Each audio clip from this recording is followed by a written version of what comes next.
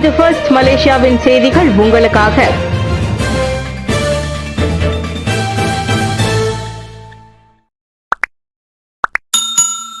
ஜொஹூர் செனாயில் 2 நாட்களுக்கு முன் நாயை தொடர்ச்சியாக தாக்கிய வெளிநாட்டு ஆடவர் கைது. 2 நாட்களுக்கு முன் ஒரு நாயை வெளிநாட்டு ஆடவர் தாக்கும் சம்பவம் வைரலானதை தொடர்ந்து அந்த நபரை போலீசார் கைது செய்தனர். இன்ஸ்டாகிராம் பயனர் ஒருவர் பதிவேற்றம் செய்த காணொலியை போலீசார் கண்டதை தொடர்ந்து அந்த ஆடவர் கைது செய்யப்பட்டதாக குலாய் போலீஸ் தலைவர் தாங் சிங் லீ தெரிவித்தார். 33 வயது ஆடவர் ஒருவர் தெரிவித்த புகாரை தொடர்ந்து ஜொஹூர் செனாயில் வர்த்தக பகுதியில் திங்கட்கிழமை அந்த சம்பவம் நடந்ததாக முன்னோடி விசாரணையில் தெரிய வந்தது. குலாய் போலீஸ் தலைமையகத்தின் குற்றவியல் விசாரணை பிரிவு மேற்கொண்ட நடவடிக்கையை தொடர்ந்து விசாரணைக்கு உதவும் பொருட்டு 45 வயதுடைய வெளிநாட்டு ஆடவர் கைது செய்யப்பட்டார் என தான் வெளியிட்ட அறிக்கையில் தெரிவித்தார். புகார்தாரர் நன்றாக கவனித்துக் கொண்டதால் தாக்கப்பட்ட நாயின் நிலைமை சீராக உள்ளது. குற்றவியல் சட்டத்தின் 428வது விதியின் கீழ் இச்சம்பவம் குறித்து விசாரணை நடைபெற்று வருகிறது. பிரதமர் தலையிட கோரி சுஷ்மா கைதிகளின் குடும்பத்தார் மகஜர் சமர்ப்பிப்பு. சர்ச்சைக்குரிய சுஷ்மா சட்டத்தின் கீழ் தடுத்து வைக்கப்பட்டுள்ளவர்கள் சந்திப்பதாக கூறப்படும் அவலங்கள் தொடர்பில் பிரதமர் ஸ்ரீ அன்வார் இப்ராஹிமிடம் மகஜர் சமர்ப்பிக்கப்பட்டுள்ளது. சிறைச்சாலையில் கொடுமையை அனுபவித்தவர் என்ற வகையில் இந்த சுஷ்மா கைதிகளின் இன்னல்களை ஸ்ரீ அன்வாரால் மட்டுமே புரிந்து கொள்ள முடியும் என மலேசிய தமிழர் குரல் அறவாரியத்தின் தலைவர் டேவிட் மார்ஷல் கூறினார். உள்துறை அமைச்சரையோ அல்லது மற்ற அமைச்சர்களையோ இனியும் நம்பி பயனில்லை.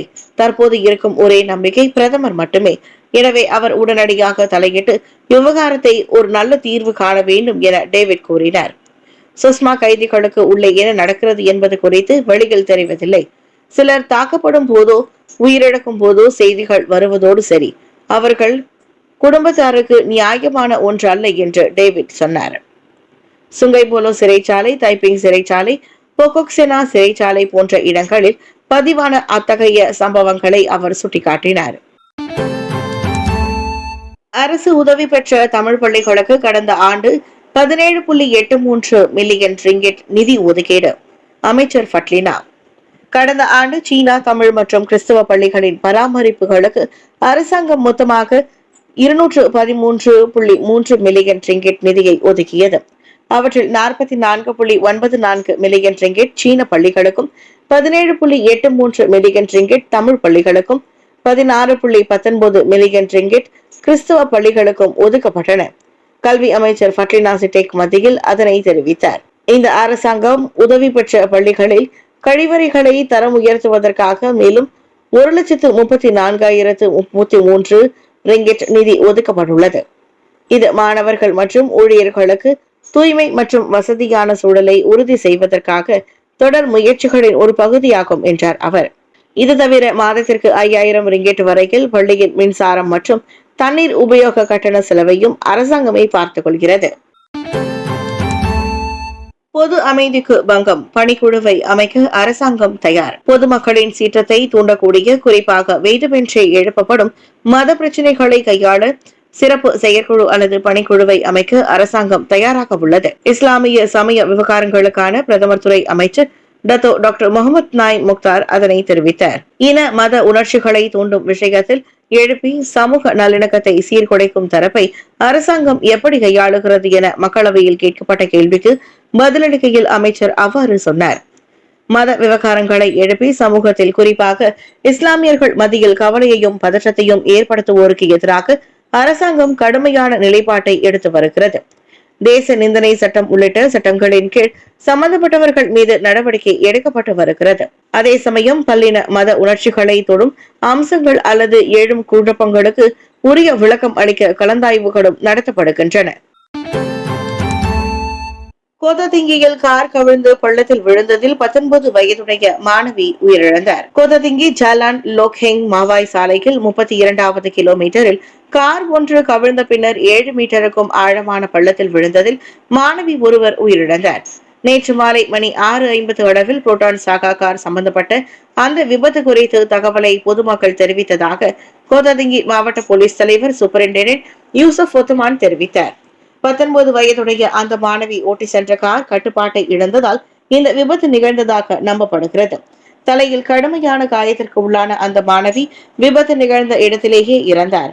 1987 ஆண்டின் சாலை போக்குவரத்து சட்டத்தின் 41வது விதி ஒன்றின் கீழ் இந்த விபத்து குறித்து விசாரணை மேற்கொள்ளப்பட்டு வருவதாக யூசுப் கூறினார். சுத்தமில்லை, தும்பாட்டில் 5 உணவகங்களை 14 நாட்களுக்கு மூட உத்தரவு.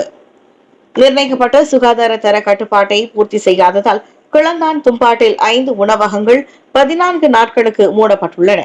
1983 ஆண்டு உணவு சட்டத்தின் கீழ் அவ்வுத்தரவு பிறப்பிக்கப்பட்டதாக மாநில சுகாதார இயக்குநர் டாக்டர் ஜைனி ஹுசேன் தெரிவித்தார். கிளந்தான் உணவு பாதுகாப்பு மற்றும் தர பிரிவின் கிளந்தான் மாநில சுகாதாரத்துறையும் இணைந்து தும்பாட் மாவட்டத்தில் ஒருங்கிணைந்து மேற்கொண்ட நடவடிக்கையின் போது மொத்தம் 61 உணவு வளாகங்கள் ஆய்வு செய்யப்பட்டன. அவற்றில் சுத்தமில்லாத அந்த 5 உணவகங்கள் அதிகாரிகளிடம் சிக்கியதாக டாக்டர் சைனி சொன்னார். மக்கள் அதிகம் கூடும் இடங்களான தாய்லாந்து எல்லைக்கு செல்லும் பிரதான சாலை மற்றும் தும்பாட்டை சுற்றியுள்ள உணவு வளாகங்களுக்கு அச்சோதனை நடவடிக்கையில் முன்னுரிமை அளிக்கப்பட்டது. துணை ஆணையை விவாதிப்பதை நிறுத்திவிட்டு சட்ட நடைமுறையை மதிப்பீர். பஹாங் சுல்தான். முன்னாள் பிரதமர் நஜீப் ரசாக் தனது எஞ்சிய சிறை தண்டனை காலத்தை வீட்டு காவலில் கழிப்பது தொடர்பான துணை ஆணை குறித்து விவாதிப்பதை அனைத்து தரப்பினரும் நிறுத்திவிட்டு சட்ட நடைமுறையை மதிக்க வேண்டும் என மேன்மை தங்கிய பஹாங் சுல்தான் அல் சுல்தான் அப்துல்லா கேட்டுக் கொண்டுள்ளார். தற்போது அந்த விவகாரம் நீதிமன்ற நடைமுறையில் இருப்பதால் அதற்கு அனைத்து தரப்பினரும் மதிக்க வேண்டும் என அவர் வலியுறுத்தினார். இந்த துணை ஆணை பொறுப்பான மற்றும் நம்பிக்கையான தரப்புகளின் அதிகார வரம்பிற்கு உட்பட்டது. எனவே அனைத்து தரப்பினரும் நிர்ணயிக்கப்பட்ட செயல்முறைகள் மற்றும் சட்டங்களை மதிக்க வேண்டும். குழப்பம் அல்லது தேவையற்ற விவாதங்களை உருவாக்குவதை தவிர்த்தபோது எந்த ஒரு பிரச்சனையையும் தீர்ப்பதில் நேர்மை, நம்பிக்கை, பரஸ்பர மரியாதை மற்றும் திறந்த மனப்பான்மை ஆகியவற்றின் மதிப்புகளை நிலைநிறுத்துமாறு அனைவரையும் தாம் கேட்டுக்கொள்வதாக இன்று வெளியிட்ட அறிக்கையில் அல் சுல்தான் அப்துல்லா தெரிவித்தார். எம்பாக்ஸ் குரங்கம்மை இன்னமும் உலகளாவிய சுகாதார அவசர நிலைமை. WHO அறிவிப்பு. எம்பாக்ஸ் எனப்படும் குரங்கம்மை இன்னமும் உலகளாவிய சுகாதார அவசர நிலையாகவே நீடிப்பதாக உலக சுகாதார நிறுவனமான WHO அறிவித்துள்ளது. உலக அளவில் நோய் பரவல் தொடர்ந்து அதிகரித்து வருவதால் பொது சுகாதார அவசர நிலைக்கான வரையறைகளை அது இன்னமும் பூர்த்தி செய்கிறது. நோய் பரவலின் மைய இடமான காங்கோ ஜனநாயக குடியரசில் நிலவி வரும் வன்முறைகளால் நோய் தடுப்பு நடவடிக்கைகள் பெரிதும் பாதிக்கப்பட்டுள்ளன. தவிர போதுமான நிதி ஒதுக்கீடு இல்லாததும் WHO-வின் முயற்சிக்கு முட்டுக்கட்டையாக இருப்பதாக கூறப்படுகிறது. ஆப்பிரிக்க கண்டம், குறிப்பாக காங்கோ நாட்டில் வேகமாக பரவ தொடங்கியதால் எம்பாக்ஸ் உலக சுகாதார அவசர நிலையாக கடந்த ஆண்டு ஆகஸ்ட் 14 முதன்முறையாக அறிவிக்கப்பட்டது. கடந்த ஆண்டு மட்டும் 13,000 நோய் தொற்று சம்பவங்களும் 43 மரணங்களும் காங்கோவில் பதிவாகின. லஹட்டூ தொழிற்பயிற்சி கல்லூரி மாணவர் படுகொலை தற்காப்பு வாதம் செய்ய 13 பேருக்கு உத்தரவு. சபா லஹட்டூ தொழிற்பயிற்சி கல்லூரி மாணவர் முகமது நைம் அசட்டை கும்பலாக கொலை செய்த வழக்கில் 11 வயது மாணவர்கள் 13 பேர் தற்காப்பு வாதம் புரிய உத்தரவிடப்பட்டுள்ளனர். 16 முதல் 19 வயதிலான அவர்கள் அனைவர் மீதான கொலை குற்றச்சாட்டில் முகாந்திரம் இருப்பதை அரசு தரப்பு ஆதாரங்களுடன் நிரூபித்துள்ளது. எனவே அவர்களை எதிர்வாதம் செய்ய அழைப்பதாக தாவா உயர்நீதிமன்ற நீதிபதி துகான் சிகாடல் அறிவித்தார். அவ்வகையில் சாட்சி கூண்டிலிருந்தவாறு சத்தியப்பிரமாண வாக்குமூலம் அளித்து பின்னர் அரசு தரப்பால் குறுக்கு விசாரணையை சந்திப்பது அல்லது சாட்சி கூண்டில் சத்தியப்பிரமாணம் எடுக்காமல் வாக்குமூலம் அளித்து குறுக்கு விசாரணையை தவிர்ப்பது அல்லது எதுவும் சொல்லாமல் அமைதி காப்பது என 13 பேருக்கும் நீதிபதி 3 தேர்வுகளை வழங்கியுள்ளார். இதையடுத்து வரும் மார்ச் 10 முதல் 14ஆம் தேதி வரை தற்காப்பு வாதம் தொடங்குகிறது. பொழுதுபோக்கிற்காக மக்கள் ஒன்றும் நெரிசலில் சிக்கிக் கொள்வதில்லை. நெரிசல் கட்டணம் போக்குவரத்து பிரச்சனைகளை தீர்க்க உதவாது. செனட்டர் சிவராஜ். கோலாலம்பூர், ஜோஹர் பாரு, ஜார்ஜ் டவுன் போன்ற நாட்டில் பல்வேறு முக்கிய இடங்களில் நெரிசல் கட்டணத்தை விதிக்கும் உத்தேச பரிந்துரை ஒருபோதும் போக்குவரத்து பிரச்சனையை தீர்க்க உதவாது. மேலவை உறுப்பினர் செனட்டர் டத்தோசி சிவராஜ் அவ்வாறு கூறியுள்ளார். போக்குவரத்து நெரிசலில் சிக்கிக்கொள்ள யாரும் வேண்டிக் கொள்வதில்லை. வேலைக்கு செல்ல வேண்டிய அவசிய தேவையின் காரணமாகவே நெரிசலுடன் அவர்கள் போராட வேண்டியுள்ளது. நம்பகமான மாற்று வழி இருந்தால் அவர்கள் ஏன் நெரிசலில் சிக்கி தவிக்க போகிறார்கள் என சிவராஜ் கேள்வி எழுப்பினர். பல நாடுகளில் அமலில் உள்ளது போல் மலேசியாவிலும் நெரிசல் கட்டணத்தை கொண்டு வந்தால் போக்குவரத்து நெரிசல் பிரச்சனையை 20 விழுக்காடு குறைக்க முடியும் என கூட்டரசு பிரதேச அமைச்சர் டாக்டர் சலிஹா முஸ்தபா நேற்று மக்களவையில் கூறியிருந்தார். முக்கிய நகரங்களில் குறிப்பிட்ட பாதைகளை பயன்படுத்த வாகன ஓட்டிகளுக்கு நெரிசல் கட்டணம் விதித்ததால் பலர் அப்பாதைகளை பயன்படுத்த தயங்குவர். இதன் மூலம் நெரிசலை குறைப்பதே நோக்கமாகும். ஆனால் அத்தகைய முன்னெடுப்புகள் லண்டன், சிங்கப்பூர் போன்ற உலக தரத்திலான பொது போக்குவரத்து முறைகளை கொண்டிருக்கும் மாநகரங்களுக்கு வேண்டுமானால் ஒத்து வரலாம். பொது போக்குவரத்துகள் இன்னமும் பலவீனமாகவே காணப்படும் மலேசியாவுக்கு ஒத்து வராது என சிவராஜ் கூறினார். மீண்டும் திறக்கப்பட்ட காஷா பள்ளிகளில் 1,00,000க்கும் மேற்பட்ட மாணவர்கள் பதிவு.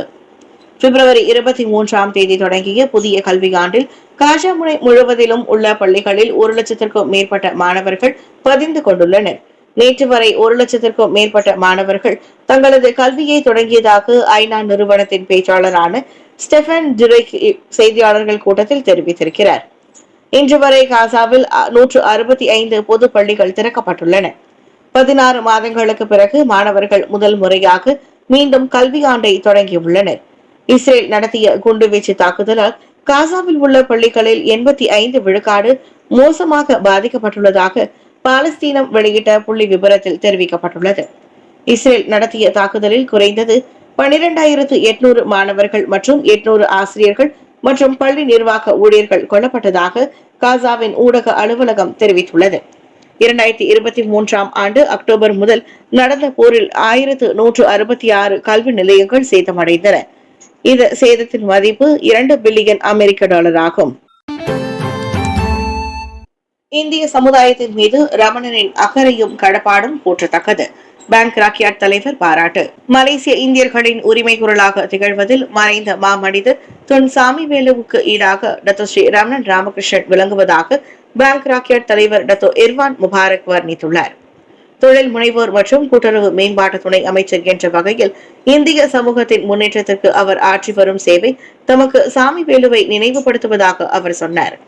குறிப்பாக இந்திய தொழில் முனைவோர்களின் கரங்களை வலுப்படுத்த பேங்க் ராக்கியாட் வாயிலாக ரமணன் பல்வேறு முன்னெடுப்புகளை அறிமுகப்படுத்தி வருகிறார். மக்களுக்காக வங்கி என்ற பேங்க் ராக்கியாட்டின் கொள்கையும் அதுவே. இன நிற பாகுபாடு இன்றி அனைத்து மக்களையும் கரையேற்ற உதவுவதே பேங்க் ராக்கியாட்டின் பணி. எனவேதான் இந்திய சமூகத்திற்கான டத்தோ ஸ்ரீ ரமணன் அறிமுகப்படுத்தும் திட்டங்களுக்கு பேங்க் ராக்கியாட்டும் ஒத்துழைத்து வருவதாக அவர் சொன்னார். மக்கள் நலத்திட்டங்களை செயல்படுத்துவதில் அவருடன் நெருங்கி பழகிய வரையில் சமூக நலனுக்கான அவரின் போராட்ட குணம் தம்மை வியக்க வைத்ததாக டத்தோ இர்வான் பாராட்டினார். போலீசுக்கு எதிராக வன்முறையில் இறங்கிய மக்களை தூண்டுவதா? வைரல் வீடியோ குறித்து தீவிர விசாரணை. சட்ட அமலாக்கத்தை எதிர்க்க மலேசியர்களை தூண்டிவிடும் வகையில் சமூக ஊடகத்தில் ஒரு வீடியோ பதிவேற்றம் செய்யப்பட்டிருப்பது தொடர்பில் விசாரணை அறிக்கை திறக்கப்பட்டுள்ளது. அது குறித்து செவ்வாய்க்கிழமை புகார் கிடைத்ததாக கோலாலம்பூர் போலீஸ் தலைவர் டத்தோ ருஸ்டி இசா தெரிவித்தார். தேச நிந்தனை சட்டம், குற்றவியல் சட்டம், தொடர்பு பல்லூடக ஆணைய சட்டம் ஆகியவற்றின் கீழ் அச்சம்பவம் விசாரிக்கப்படுகிறது. டிக்டாக் கணக்கில் பதிவேற்றப்பட்ட அந்த 29 வினாடி வீடியோ முன்னதாக சர்ச்சையை ஏற்படுத்தியது. அதில் வெளிநாட்டில் இருப்பதாக நம்பப்படும் ஒரு ஆடவர் மலேசியர்கள் போலீஸ்காரர்களை தாக்க வேண்டும் என்றும் அமலாக்க அதிகாரிகளுக்கு எதிராக தீவிரமான போக்கை கடைபிடிக்க வேண்டும் என்றும் தூண்டிவிடுகிறார். இந்நிலையில் அவ்விவகாரம் தொடர்பான விசாரணையை புக்கிட் அமான் கையில் எடுத்துள்ளது.